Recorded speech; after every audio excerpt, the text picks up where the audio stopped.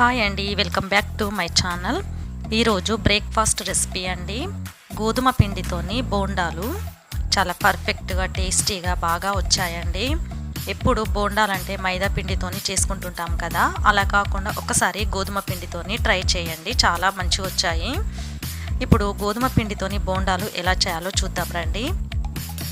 వీడియోని చివరి వరకు చూడండి. ముందు ఒక మిక్సింగ్ బౌల్ తీసుకొని అందులో 1 కప్పు గోధుమ పిండిని వేసుకోవాలి. అలానే 1/2 కప్పు బియ్యం పిండిని వేసుకోవాలి. 1 కప్పు పుల్లటి పెరుగును వేసుకోవాలి. 1 ఉల్లిపాయను చిన్న చిన్న ముక్కలుగా చేసుకొని వేసుకోవాలి.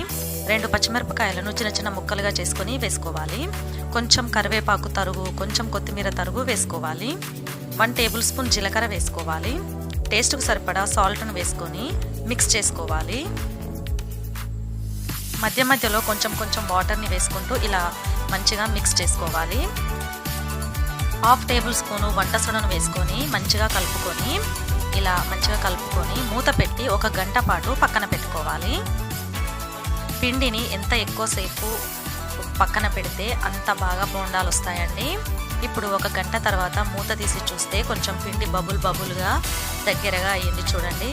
ఇది బోండాలకు పర్ఫెక్ట్ అండి. పిండి ఇలా ఒకసారి మంచిగా మిక్స్ చేసుకోవాలి. వీడియోలో చూపించినట్టుగా ఒక 5 మినిట్స్ ఇలా మంచిగా పిండిని మిక్స్ చేసుకోవాలండి.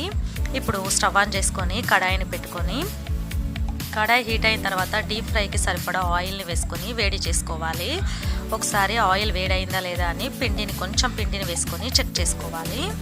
ఇప్పుడు మంటను మీడియం ఫ్లేమ్లో పెట్టుకొని కొంచెం పిండిని బోండాల్లాగా వేసుకోవాలండి. ఇలా ఒకవైపు ఫ్రై అయిన తర్వాత మరొక వైపుకి టర్న్ చేసుకోవాలి. ఇలా మంచిగా గోల్డెన్ బ్రౌన్ కలర్ వచ్చేంత వరకు ఫ్రై చేసుకోవాలండి. ఇలా మంచి కలర్లోకి రావాలి బోండాలు. మంటని హై ఫ్లేమ్లో పెడితే బోండాలు లోపల పిండిగానే ఉండిపోతాయండి. ఇప్పుడు బోండాలన్నింటినీ ఒక బౌల్లోకి తీసుకోవాలండి. అంతేనండి, గోధుమ పిండి బోండాలు రెడీ. సర్వింగ్ ప్లేట్లోకి తీసుకొని సర్వ్ చేసుకోవడమేనండి. పల్లీ చట్నీతోనే సర్వ్ చేశాను, చాలా టేస్టీగా వచ్చాయి. మా పిల్లలు చాలా ఇష్టంగా తిన్నారు బోండాలని. మీరు కూడా ఒకసారి గోధుమ పిండితోని బోండాలను ట్రై చేయండి, చాలా బాగుంటాయండి. గోధుమ పిండి హెల్త్ కూడా చాలా మంచిది కదా. వీడియో నచ్చితే లైక్ చేయండి, సబ్స్క్రైబ్ చేసుకోండి, షేర్ చేయండి. Thank you.